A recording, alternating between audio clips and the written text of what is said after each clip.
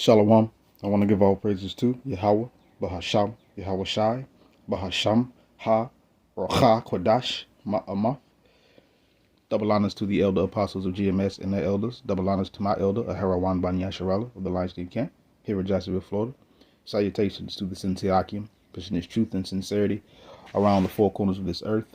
I'm Nakar Harab Ban Yasharala, coming out of the Lionsden Camp of Yasharala, located here in Jacksonville, Florida. Now today, I'll be coming out a lesson, and it's on another article. And it says here, it says grocery giant sounds warning on price hikes that will impact Americans. This is one of North America's largest supermarket chains has bluntly told its suppliers that they will not accept increased prices related to Trump-imposed tariffs.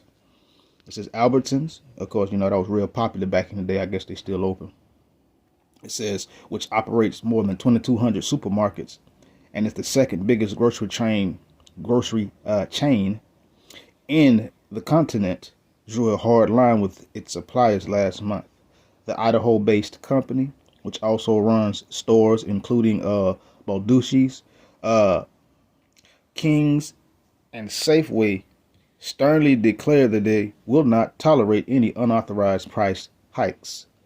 It says to maintain transparency and ensure consistency across our supply chain, we are writing to clarify our company's policy regarding how these tariffs should be handled in our ongoing partnership.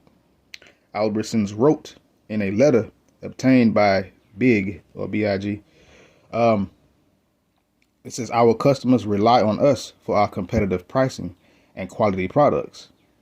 We are committed to maintaining the value proposition our customers expect. It says Albertsons acknowledged that hiked up foreign tax may put pressure on many businesses, but suppliers are not to include tariff-related fees in their invoices without the chain's approval. Therefore, with few exceptions, we are not accepting cost increases due to tariffs, the message reads. It says the company explained that if a supplier absolutely must increase their costs, they have to provide at least 90 days notice before billing Albertsons any differently. It says Albertsons will then look over the request, which could take another month before it gets okayed or denied. It says Trump has placed a temporary pause on his previously imposed reciprocal tariffs and given most nations until the beginning of July to work out new trade policies with America. So, they just keep posing them and keep stopping. This don't work, but let's continue. But it does work according to prophecy and according to how the Lord wants this to happen. But let's continue. It says, but there is still a universal 10% tariff on almost every good being imported into the U.S. And whose fault is that? It ain't the other nations. It says he also imposed 25% tariffs on automotive parts and vehicles, as well as on steel and aluminum. Mexico and Canada have been hit with a 25% tax on most goods coming into the U.S., except those covered under the United States-Mexico-Canada agreement. It says China has been slammed with the heftiest tax of all, a 145% rate, with hardly any exceptions. It says with the unavoidable nature of these tariffs, American Economic Liberties Project manager Matt Stoller, or Stoller, however you want to say that, believes Albertsons' plan is too idealistic and the letter was arrogant. Let's see, because it kind of like, yeah, I'm gonna start right there. So there you go. These giant supply chains, such as these probably like Albertsons and probably Kroger's and Costco and many others, are being affected by these. But guess what it's going to cause? It's just going to cause a famine. But people here, they have enjoyed, we'll say like Walmart say, they have enjoyed everyday low prices. But now with these tariffs and reciprocal tariffs and all this tomfoolery that this guy right here is drumming up, it's causing people to fall short, and it's harming this place, Babylon, America. But this is all part of prophecy. So I'm gonna just give a few scriptures and I'm gonna end it. This is 2nd Esdras, chapter 16. I'm gonna start at verse 19. Let me see. Okay, verse 19. It says, "Behold, famine and plague, tribulation and anguish are sent for scourges for amendment." And see, and these things happen. The Lord uses these famines and these plagues and tribulation and hard times and anguish as scourges for amendment, as things for correction, to get people to stop doing wrong and to do right. This is what the Lord uses. He used it on his own people back in Masada.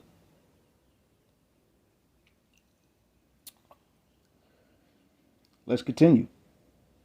Verse 20, it says, "But for all these things they shall not turn from their wickedness, nor be mindful of the scourges." So for all these things that are happening, even with these tariffs and with these grocery chains and prices going up, people are still not going to turn from their wickedness here in Babylon, America. They're not going to be always mindful of the scourges. They're not going to keep it in mind. They're not going to remember that being wicked and living wickedly and ungodly get you punished by the Heavenly Father and or judged, either to the point of death or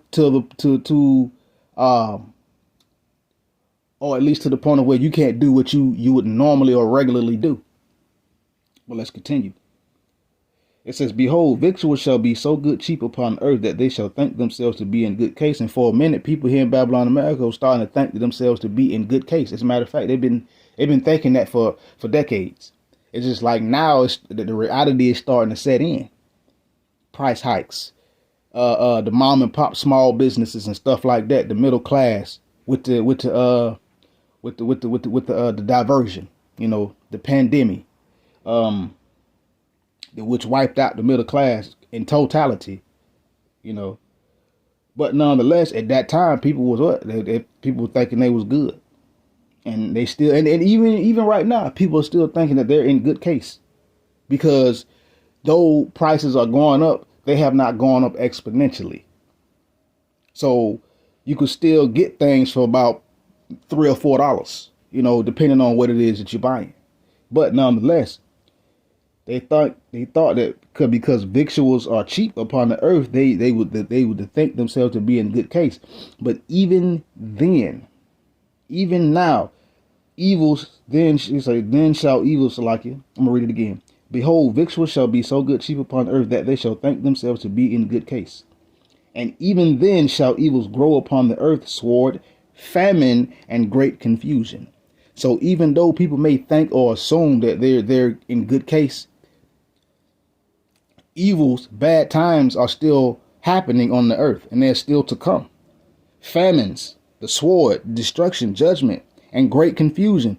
When the Lord really drop the big boom on this place, really turn up his judgment towards Babylon, America, or just bringing his judgment to the earth as he's going to do, that's going to cause great confusion. A lot of our people, and a lot of people in general, just going to be confused, and they're not going to know and understand why these things are happening.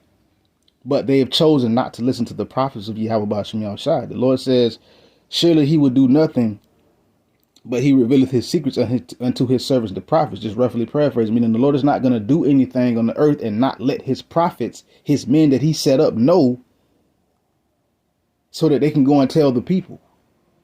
But see, again, the people ain't listening to the prophets. The people don't fear the prophets no more. So now guess what? The Lord has his prophets out here. We speak. We say what we need to say according to the spirit of Yahweh Ba'ashem Yahushua, according to truth, and we go back. We come out and we go back. We come out and we go back. Eventually, the Lord will say, "Stay."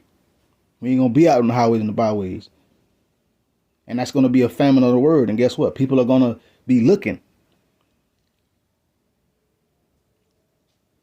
when this judgment, when the bad times really, really ramp up. But let's continue. Verse 22. It says, "For many of them that dwell upon earth shall perish of famine, and the other that escape the hunger shall the sword destroy."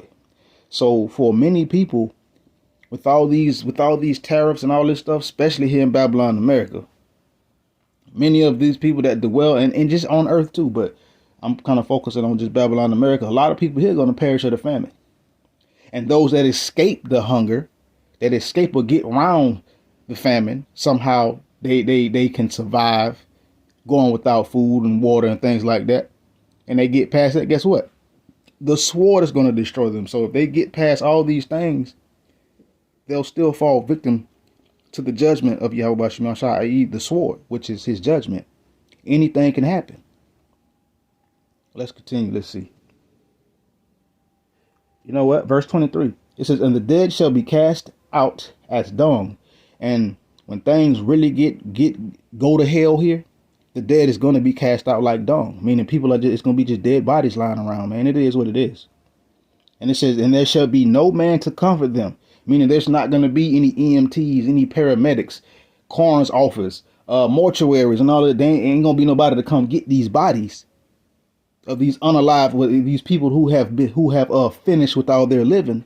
Ain't going to be nobody, people to come get these bodies and bury these bodies. So that's going to be stench. That's going to also cause what? More pestilence, more sicknesses in the earth, especially here in Babylon, America. And again, it says, and the dead shall be cast out as dung, and there shall be no man to comfort them, for the earth shall be wasted, and the cities shall be cast down. So it's going to be all kind of things happening really, truly around the whole entire circumference of the earth. When things really ramp up and the Lord he really get this party started. Like really turn up the energy. The dead, as it says here, the dead is going to be cast out like dung, like just doo-doo on the street. It is what it is. Nobody's going to come and get those bodies and bury them and process them and embalm. None of that. It says, and the earth shall be wasted. I mean, it's going to be all kind of hell breaking loose all around the four corners of the earth. But again, Babylon, America is the focus right now. And it says that the cities shall be cast down. So when it really get serious, ain't gonna be nothing here. The Lord is ultimately going to judge Babylon, America, and destroy it and get it off the face of the earth. But before that happens, there's going to be sedition, and so much other various things the Lord spoke of in His Word. That's going to be happening on the four corners of the earth, and especially here in Babylon, America. So, you know, and with this here grocery hike, it's going to impact people here in Babylon, America. See, they already being impacted, but that impact is going to hit a lot harder. It's going to be a deep impact, pun intended. Watch the movie with Morgan Freeman when the big old meteor hit the earth and killed a bunch of people.